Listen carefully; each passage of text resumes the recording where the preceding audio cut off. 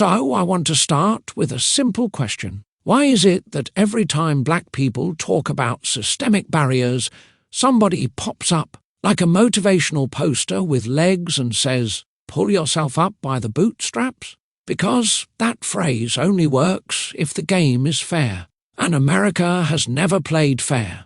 And I'm not saying that as a vibe. I'm saying that as documented history, with an actual federal program that existed specifically to sabotage black liberation and black political power. That program was called COINTELPRO, and the reason you should care isn't because it's old history. The reason you should care is because the fallout is still here. It's in our politics. It's in our leadership gaps. It's in the distrust we carry. It's in the way our movements get smeared, split, and starved out.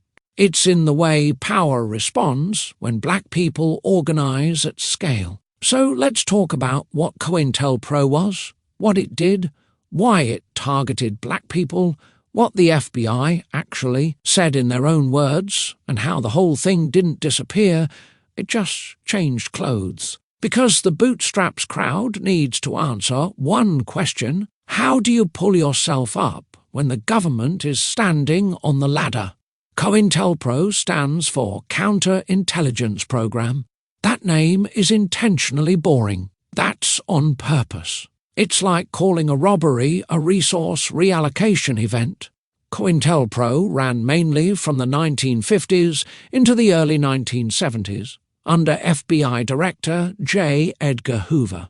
The FBI claimed it was about national security, but the real purpose was political, to disrupt and weaken movements the government saw as threatening. Not just monitor, not just investigate, disrupt, divide, destroy momentum, humiliate leaders, collapse coalitions.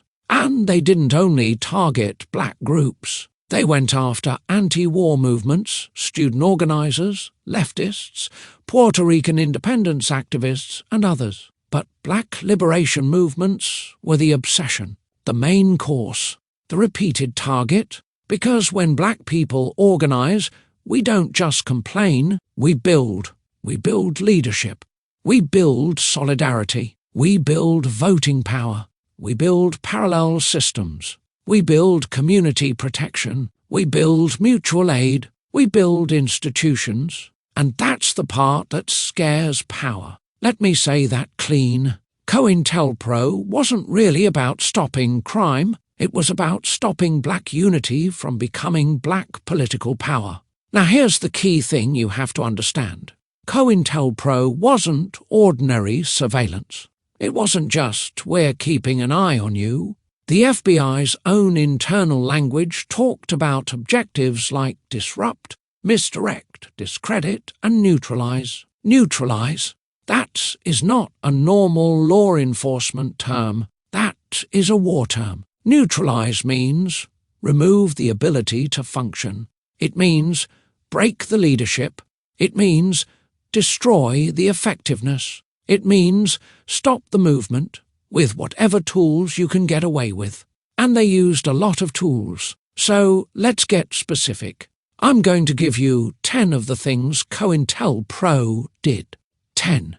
And I want you to listen to this list like you're listening to a playbook, because that's what it was. 1. Infiltration. The FBI planted informants inside black organizations, not just to watch, but to sabotage. Informants weren't always passive observers. They were used to create confusion, mislead leadership, spark conflict, and feed paranoia.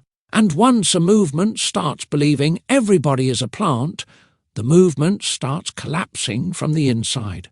2. Forged letters and fake communications. The FBI forged letters between leaders to make it look like allies were betraying each other.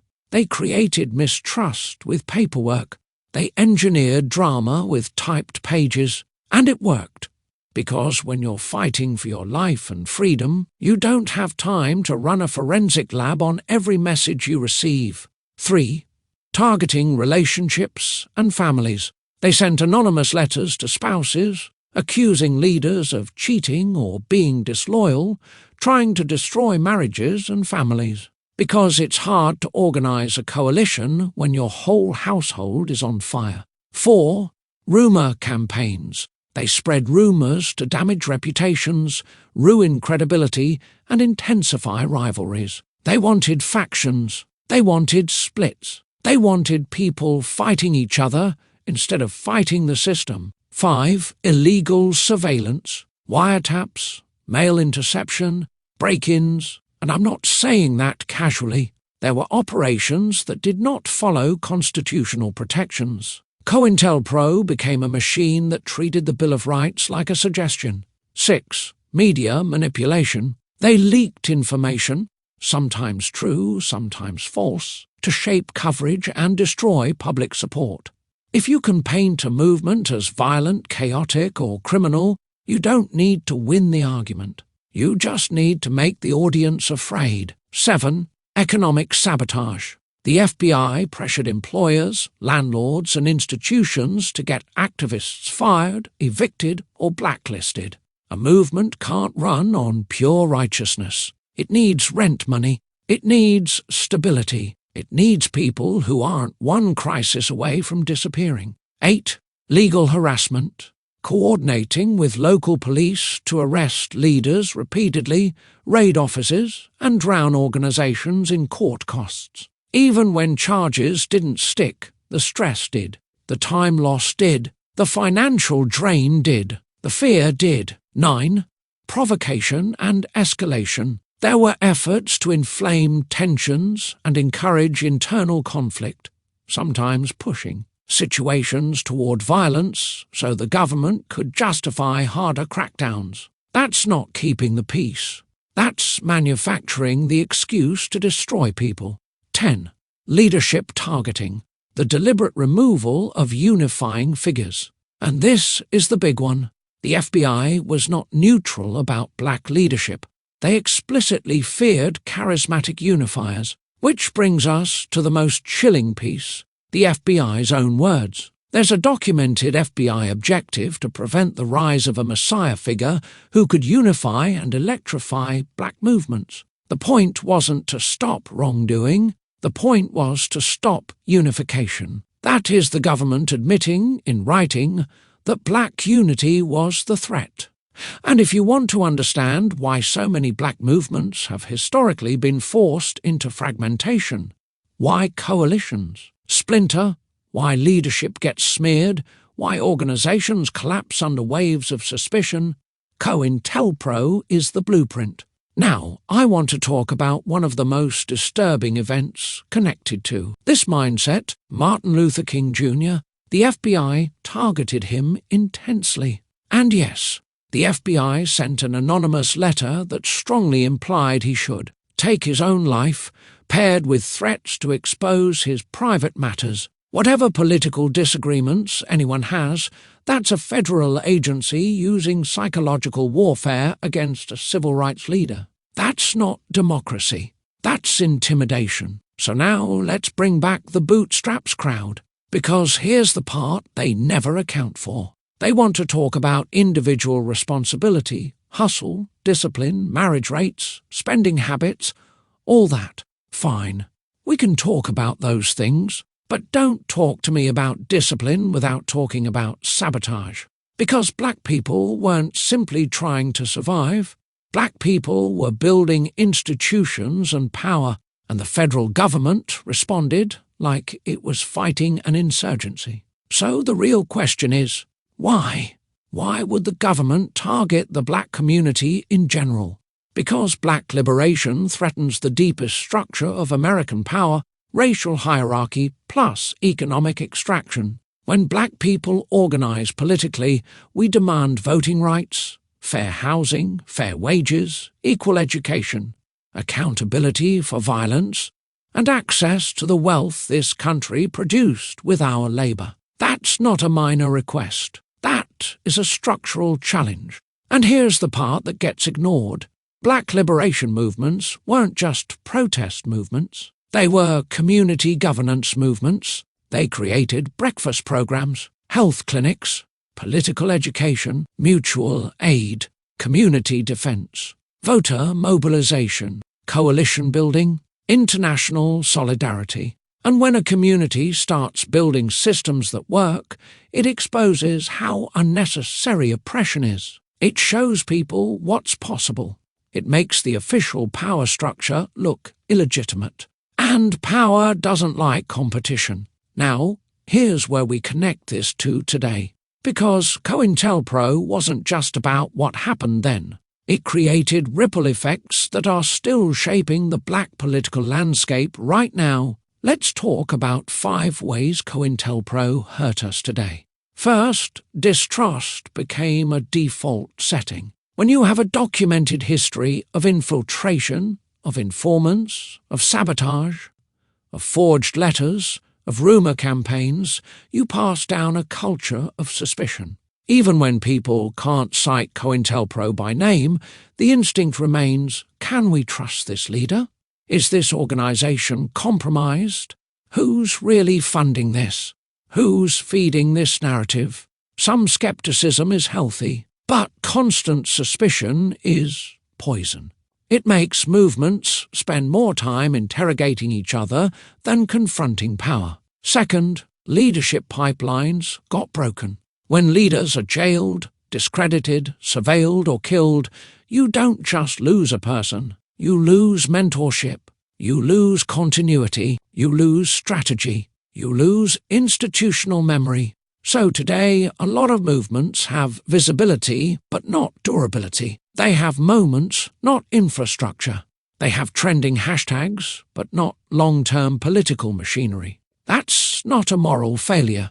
That's what it looks like when leadership development is repeatedly disrupted over generations. Third, fragmentation became normal. COINTELPRO intentionally encouraged splits. It rewarded factionalism. It fueled rivalries. Today, fragmentation looks like ideological purity tests. It looks like coalition partners turning into enemies. It looks like infighting that becomes more intense than the fight against oppression. And yes, some disagreements are real, but some of our political culture has been trained, historically trained, to fracture under pressure. Fourth, economic sabotage left movements financially fragile. COINTELPRO attacked jobs, housing and stability. That weakens a community's ability to sustain organising. So today, a lot of organisers are exhausted, underfunded, burned out, trying to build liberation after a 10-hour shift and a 2-hour commute while dodging medical bills. Movements cannot live on moral passion alone. They need resources, stability and time. And the system has repeatedly worked to deny black movements those ingredients. Fifth, narrative warfare became standard operating procedure. COINTELPRO didn't just attack movements physically. It attacked public perception. It framed activists as criminals. It framed demands as threats. It framed resistance as chaos. Today, the same dynamic shows up when protest is instantly labelled violent or dangerous, when organisers are treated as extremists, for demanding basic rights, when the public is trained to fear the people asking for justice more than the injustice itself. So when people say, why are things still like this? Part of the answer is because the machinery never stopped learning. It evolved. Which brings us to the question everybody asks. Did COINTELPRO? Officially, yes. COINTELPRO as a named program was shut down in the 1970s after it was exposed. And that matters. But you should notice something.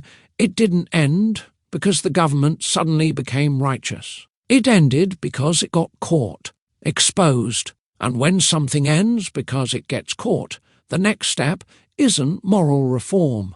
The next step is rebranding. So today, we don't always hear COINTELPRO. We hear phrases like domestic extremism, threat assessments, radicalization, fusion centers, public safety monitoring, online incitement, same energy, cleaner language, Now let me be responsible with my words here, because the goal is to be accurate, not reckless. There have been credible concerns and reporting over time about surveillance and infiltration of political movements, including black-led movements well beyond the COINTELPRO era into modern protest cycles and the era of Black Lives Matter. That doesn't mean every rumour is true. It means history gave people a rational reason to suspect that the state monitors and pressures movements it sees as disruptive, because the state has done it before, openly, and wrote memos about it. So when people hear allegations of infiltration today, they're not starting from zero. They're starting from precedent. And now we get to the modern layer, technology and platforms. Because today, political power isn't just controlled through police departments and courts. It's controlled through narrative, through visibility, through reach. And the public square is no longer just a street corner, it's digital. That means if you can control amplification, you can control momentum. If you can throttle reach, you can slow organizing. If you can label movements as dangerous or violent, you can justify repression. If you can flood the timeline with confusion, you can keep people arguing instead of building. And yes, private companies play a massive role here. This is not about any one person being a cartoon villain twirling a mustache. This is about incentives and power. When billionaires own platforms that function like public squares, their policies, their moderation choices, their algorithm priorities can shape what movements become visible and what movements become vulnerable. So when you say, let's not talk about cooperation from the current administration and things like X and Twitter, I hear you. The bigger point is this: whether it's the government directly or a mix of government pressure and private platform incentives, the result can still be the same. Movements for liberation face friction, surveillance, discrediting, and narrative sabotage. The playbook has always been: don't let black liberation become stable. Don't let it become unified. Don't let it become permanent power. And now let's land this plane. Because the point of this story isn't to say black people are helpless. That's not the message. That's not the energy. The point is that the bootstraps narrative is dishonest because it refuses to admit the historical and ongoing resistance to black freedom. Black people have always built. Black people have always organized. Black people have always produced leaders, strategy, and institutions. And when those efforts got too effective, power responded. That's not a conspiracy theory. That's American history. So the next time someone asks, why haven't black folks figured it out? Ask them why the FBI needed a secret program to stop black unity. Ask them why the government treated black leadership like a national security threat. Ask them why liberation keeps getting reframed as extremism. Because the truth is simple. This country has never been neutral about black freedom. It has managed black freedom. It has contained black freedom. It has negotiated with black freedom only when forced. And that is why COINTELPRO matters today. Because even when the name disappears, the logic survives. And if we want a different future, we have to stop letting people sell us a fake past. We don't need myths. We need clarity. And we need power built on truth. If this helped you connect the dots, don't keep it to yourself. Follow Marcus Farrell live, subscribe, share, Substack, Instagram, Twitter.